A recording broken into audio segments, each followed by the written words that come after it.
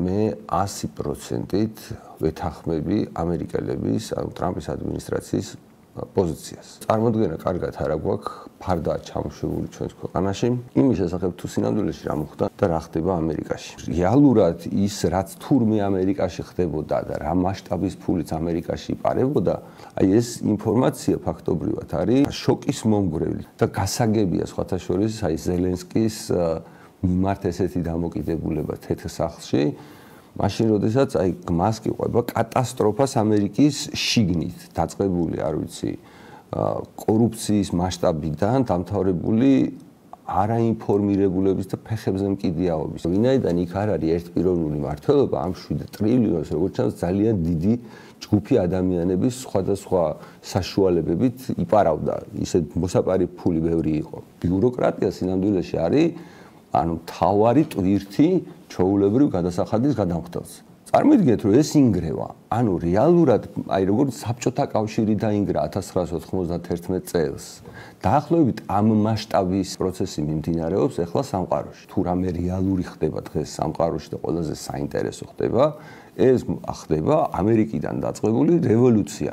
რევოლუცია კომუნისტების წინააღმდეგ. ოღონდ ეს კომუნისტები ყველგან არ არიან დასრულებული. იმის გამო, რომ ამერიკაში და ევროპაში მთავრობებში აღმოჩნდნენ მართლა მემარცხენეები და მართლა რადიკალი კომუნისტები, ოღონდ ესეთი სახეცვლილი ფორმით.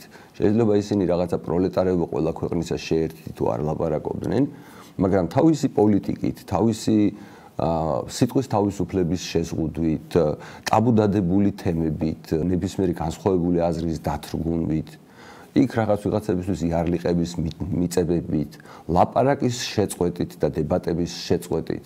ანუ ფაქტობრივად განსხვავება, თქვათ, როგორია პუტინის რუსეთი და როგორია დასავლური, ასე თქვათ, სამყარო, ნელ-ნელა იშლებოდა. ამერიკა ასე რომ არ ყოფილიყო დასუსტებული აი ამ პოლიტიკით, რომელსაც ისინი ბოლო პერიოდში ატარებდნენ. ხო, წარმოუდგენელი იქნებოდა რუსეთის შევარდნა 40 მილიონ ქვეყანაში, 3 წლის განმავლობაში იქ ასეთი სასაკლაოს გაჩაღება და ვერავის ვერ გაებედა, არათუ უკრაინელებს ვერ მოეხერხებინათ, რომ ამ 3 წლის განმავლობაში სიტუაცია საკუთარი თავის სასარგებლოდ შეეტრიალებინათ. არამედ დასავლეთ იარაღიც კი საკმარისი არ მიეცა. და არ მიეცა იმის საშუალება, რომ რუსეთის ტერიტორიაზეც კი ესროლათ ის იარაღი, რომელიც ძალიან მწირი რაოდენობით გადასცეს უკრაინელებს. წარმოიდგინეთ, რომ აი ამ სიტუაციაში უკრაინაში საერთოდ ვერაფერს ვერ მიხვდნენ. ანუ საერთოდ რეალურად უარი თქვეს იდეაში ომის დამთავრებაზე. ვის იმედად?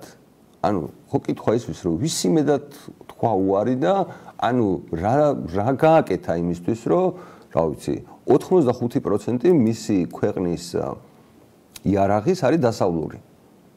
აქედან ნახევარზე მეტი არის ამერიკული. აი, წარმოიდგინეთ, რომ ამ ტიპის შეხვედრით ხო რამდენი ალბათ 1000 ან შეიძლება 100,000 ადამიანის სიცოცხლე გარისკა. ამ დროს რომ ჩადიხარ რევოლუციურად გამარჯვებულ ხელისუფლებასთან ამერიკაში. ანუ ზელენსკი უბრალოდ ვერ მიხვდა მსოფლიოში რა მოხდა. ანუ ან ეგ არის მიზეზი, ან მეორე მიზეზია, რომ შეიძლება მიხვდა კიდეც, მაგრამ თვითონ და თავის ევროპელ პატრონებთან თუ მეგობრებთან ერთად გადაწყვიტა, რომ გამარჯვებულს დაპირისპირებოდა. ხო და რატო უნდა დაუპირისპირდე გამარჯვებულს შენი საკუთარი ხალხის სიცოცხლის ფასად? რა არის უსაფრთხოების გარანტია და უსაფრთხოების გარანტია არის ამერიკის ინტერესი უკრაინის მიმართ.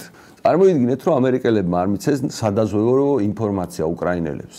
ამერიკელებმა ჩაუხსნან Starlink-ი, ანუ ინტერნეტი ჩაუხსნან. ამერიკელებმა აღარ მიცენ შეიარაღება. ანუ ამას ვინ აუნაზღაურებს უკრაინას? ამ წამსაც ზელენსკი იმიტომ თავისუფლად დადის სამყაროში, რომ მის გვერდით და მის უკან ამერიკელები დგანან. ანუ ამერიკელებზე ან თუჩი დამოკიდებული ისედაც სრულად განსაკუთრებით სამხედრო თვალსაზრისით. დღეს ამერიკის შეერთებული შტატები ეუბნება ზელენსკის, რომ შენი პარტნიორები ევროპაში იდეაში შექმნილები არიან ამერიკის წინააღმდეგო. ანუ ამაზე ხო დაფიქრება საჭიროა, ეს რას ნიშნავს? ეს იმას ნიშნავს, რომ ამერიკელები სხვანაირად აპირებენ ამ პრობლემის მოგვარებას და ამ პრობლემის მოსაგვარებელი გზა მათ შორის იყო ეკონომიკური თანამშრომლობა. აი წარმოიდგინეთ, რომ ამერიკული კომპანიები ბიზნესს აკეთებენ დონბასში. ამ ბიზნესს აკეთებენ უკრაინის სხვადასხვა რეგიონებში. რა შემთხვევაში უფრო დიდი გარანტია არსებობს, რომ ომი არ დაიწყება? როდესაც ამერიკელები სიტყვაზე იტყვიან, რომ აი არ ვიცი, რაღაცა ჩვენ რაღაც უკრაინას დავიცავთ, არ ვიცი, ჩვენი ჯარით, თუ როდესაც ამერიკელები საკუთარ კომპანიებს და საკუთარ ბიზნესებს უკრაინაში დაიცავენ.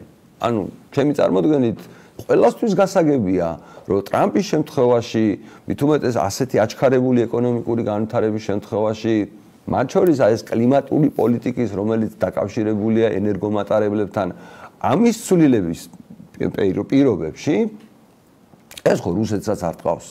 წარმოიდგინეთ, ნავთობის ფასების დაცემა გველოდება. ანუ სამყაროში იმის გამო, რაც ახლა ხდება, ენერგომასალების ფასებმა უნდა დაიწიოს და მნიშვნელოვნად. ეს ხო რუსეთისთვის დარტყმა არავითარ შემთხვევაში არ უნდა ადამიანს, რომ ანუ რაღაცნაირად ახალი თვალით შეხედოს შექმნილ მდგომარეობას. თითქოს აი ეს პარადიგმა, რომელიც აქამდე იყო, რომ აგერ იმაში რა ქვია, გაეროში ყველა ქვეყანას, მათ შორის აი საქართველოს რო აქვს რაღაც საკუთარი ტერიტორიული მთლიანობის და ტრალივალი რაღაცა უფლება და სინამდვილეში აქ 30 წელზე მეტი რუსები რო არიან აფხაზეთში და სამხრეთ ოსეთში. ანუ ეს ხო რაღაცნაირად აი ეს ხო გვაჩვენებს, რომ მარტო საერთაშორისო წესებზე და მარტო დოკუმენტებზე არ ყოფილა, რაღაცა სხვა ფაქტორები ყოფილა კიდე მნიშვნელოვანი. ხო და ეს მნიშვნელოვანი ფაქტორი არის ის, რომ ამერიკელები რეალურად იყვნენ დაინტერესებულები უკრაინაში საქმის კეთებით და მათ შორის იმით, რომ უკრაინა ისეთი ქვეყანა აღარ იყოს, როგორიც აქამდე იყო. იმიტომ რომ თუ ესეთი კორუფცია გაგრძელდება უკრაინაში და თუ რავი ჩვეულებრივი შეუმდგარი სახელმწიფო იქნება, აუც რატო არის ის მაინც დასავლეთთან უფრო ახლო და არა რუსეთთან? შანსი გაჩნდა, რომ ვიღაც ადეკვატური ადამიანების დახმარებით მართლა გადალაგდეს მსოფლიო წესრიგი. კი, მე ძალიან ჯერა იმის, რომ ერთადერთი შანსი რომ ეს ამბავი ადეკვატურად დამთავრდეს, როგორც უკრაინაში, ისე ევროპაში დაიწყოს რეალური ცვლილებები და ანუ ანალოგიურად ფაქტობრივად ჯერ ერთი ქვეყანა და მე ასე ვთქვათ დომინოს პრინციპით აყვეს და ანუ ევროკავშირით ისე დაუბრუნდეს თავის ფესვებს, არის ის, რომ ნაცვლად ამერიკელებთან ომისა დაიწყოს ამერიკელებთან ლაპარაკი.